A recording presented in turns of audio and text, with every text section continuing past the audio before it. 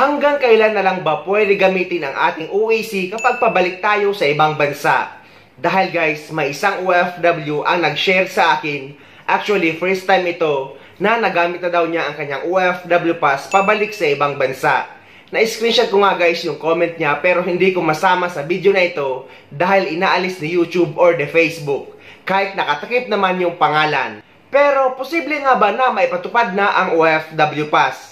Ang sagot guys ay yes, posible ito dahil kung maaalala nyo noon, ang OEC exemption ay screenshot lang ng OEC number. Kagaya nito guys, kung maaalala nyo.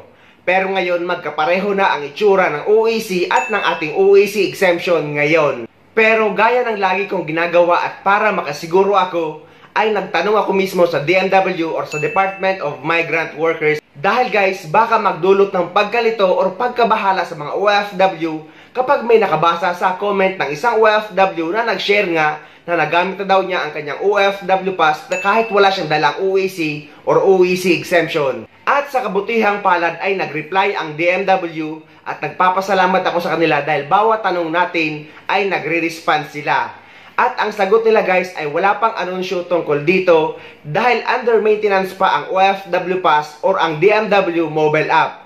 Kaya OEC or OEC exemption pa din daw ang gagamitin natin pabalik sa ibang bansa. Kung totoo man na nagamit ng isa nating kababayan ang kanyang OFW pass pabalik sa ibang bansa, kahit walang dalang OEC or OEC exemption ay magandang balita yon. Pero guys, gaya nga ng naunang sinabi ng DMW, ng Bureau of Immigration at pati ng POLO, dahil tinanong ko silang lahat tungkol dito, na hindi pa daw maayos ang OFW pass at under maintenance pa ang DMW mobile app. Kaya mas safe kung OEC or OEC exemption pa rin ang gagamitin ng mga documented OFW pabalik sa ibang bansa. Kahit nga ang DMW or Department of Migrant Workers official Facebook page ay wala pa silang updated na anunsyo or updated advisory tungkol dito.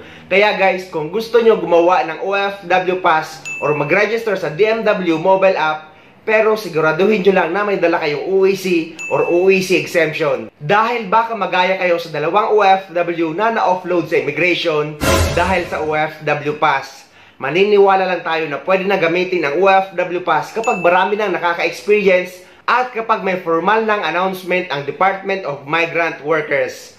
So ayun guys, sana may nakuha kayong idea at sana nakatulong ang video na ito sa inyo. At sa mga hindi pa dyan nakasubscribe sa channel ko, please don't forget to subscribe my YouTube channel and please click the notification bell para lagi kayong updated sa mga upcoming videos na gagawin ko tungkol sa mga updates sa ating mga OFW. Mula dito sa Dubai, maraming salamat. See you next time.